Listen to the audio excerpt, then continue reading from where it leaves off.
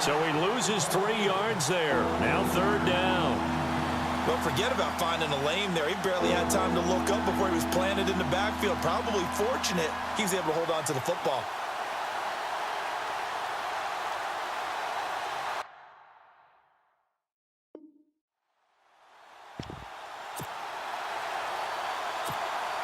And on 3rd down, a nickel formation here defensively.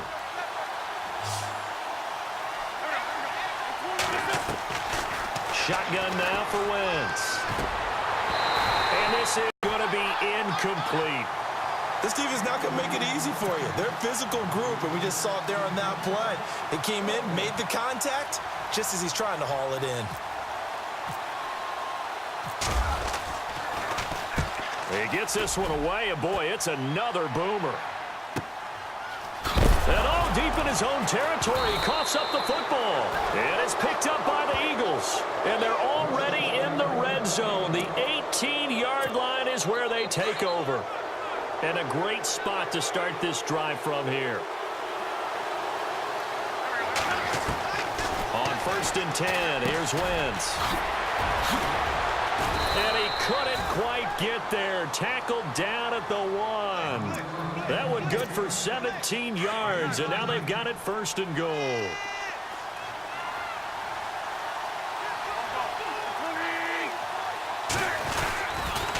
Now a toss play. It's Ajayi. And he's in. Touchdown, Eagles. Jay Ajayi punching it in from a yard away. And the Eagles are able to cash it in for 6. And while that touchdown does not give them an insurmountable lead, it's still a lead, and that always feels good to a team. They'd love to take that into the locker. A little time left on that clock, so some work to do. I like that. I like how you're guarding against a letdown there. Are you looking forward? Coaching them up from right up here in the booth. Elliott now to kick this one away. And no return on this one as the fair catch is signaled for and taken. The Broncos offense now gets ready to head back onto the field. And what do you think goes on here in this situation? If you got the football, you're trailing, you're back in your own territory with just a little time. Do you try something? You're thinking about jump-starting your team, right? You just mentioned they're down. They're trying to get back into the game. But you got to figure if something goes wrong, you may have put yourself in a spot where you may not be able to come back in the second half. Managing risk is a big decision here. And an alley to run. Now the ball's out. Osweiler lost it, but it looked like, fortunately, the Broncos able to recover. The Broncos in the hurry-up trying to get to their positions and get set quickly.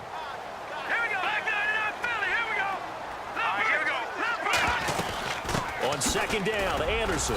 And he'll get this down only to about the 46. Now whistles come in. We're going to get a timeout here by the offense, as they'll stop it with 14 seconds to go in this first half. Osweiler now to throw on 3rd down. And Fowler's got it. And he's going to have the first down yardage to the 35. Now a timeout taken. Perhaps a chance for one more quick play and then another timeout if they hurry. We'll see. On 1st down, Osweiler. And nearly picked off there. Almost intercepted. Instead, 2nd down. But one thing that I've liked defensively is that they've shown them a lot of different looks here in the first half. They've come after them. They've sat back. I think that's what you need to do to keep an offense guessing. And they certainly have kept them on their toes. That's why they haven't had much success on the board. Time for a break. We've hit halftime. 2 quarters down. 2 still remain. We step aside. This is the NFL on EA Sports.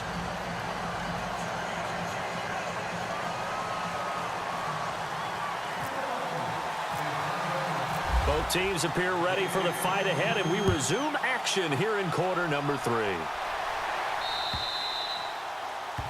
And that drives coaches insane, doesn't it? When they see that happen, it just doesn't feel right, does it? Plus, you're giving up yardage.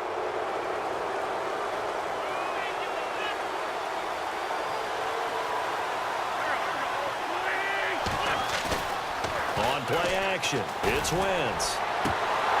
His throw incomplete. Alshon Jeffrey, the intended receiver. And now it's second down.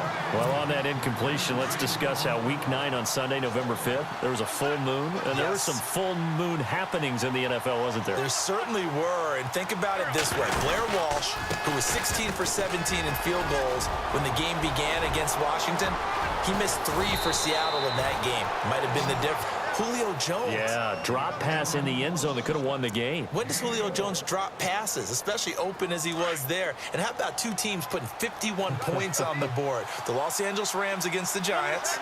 And, of course, Philadelphia did it against Denver. Denver, the #1 defense in the league. Full moon. Ertz has it left side. And he'll get it here to the 10-yard line. 10 yards on the pickup there, and it'll be second down. Seeing that play and understanding just how tough it is to cover tight ends, especially the ones running around the NFL nowadays, makes me glad I didn't make it in that league. I would have had a really difficult time. But now you get to sit up here with me. Yeah, and that's fun, isn't it? And no escaping this time as he'll go down. They got him for a sack. Todd Davis coming on the blitz. He gets him for a loss of 7. The Eagles on third down. Just 1 for 3 thus far. This is 3rd and 7.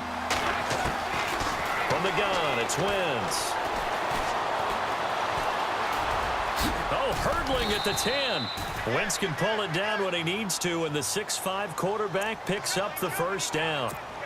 These type of plays are backbreakers for a defense. They thought they had him hemmed in, thought they were going to get him on the ground with the pass rush, but were unable to do so. He gets away, picks up a big first down, and sets up 1st and goal inside the 10. They'll say no gain on the play, and it'll be 2nd and goal. He had a great read there from his free safety position. And, Charles, you know with those guys, it's all about their eyes. They have to be laser-focused. Yeah, I had to fake my way through it when I was playing, but now I can see. And he's going to be dropped back at the 15-yard line. Von Miller in there to get him his 2nd sack now of the afternoon. Eagles coming up here on a 3rd and long, so Wentz and company with some work to do after the sack. Now Wentz. Flushed out right.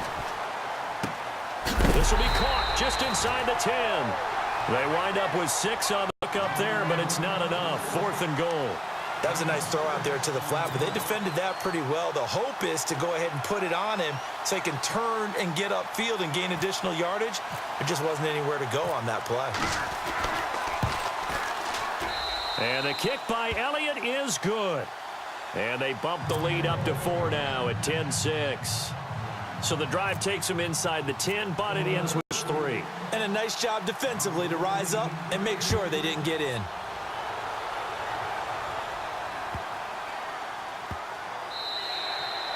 And the mile-high air in full effect as that's out of the back of the end zone for a touchback.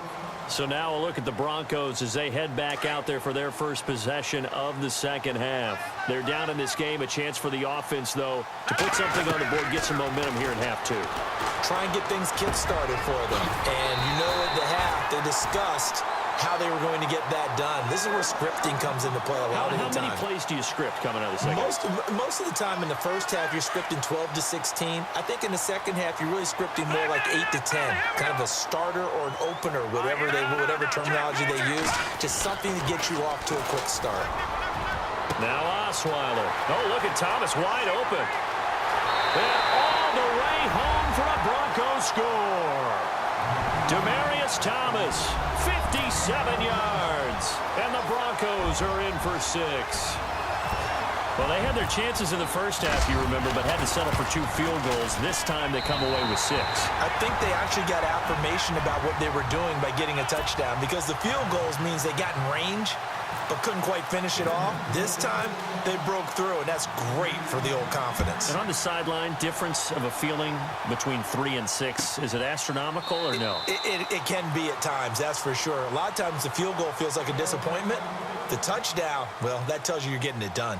The Eagles offense now gets set to head back onto the field. And they had 3 points last time, but they didn't want 3 points because they were well within range of scoring a touchdown. We'll see if they can do better now. I'm with you on that one. Let's just go ahead and be frank about the whole thing. The only one happy about the three-point. The kicker. Exactly. You put it through the post. That's going to help him at contract time. But that offense, they're thinking, let's get in the end zone this time. I don't know if that helped him at contract time. You could have kicked that one through.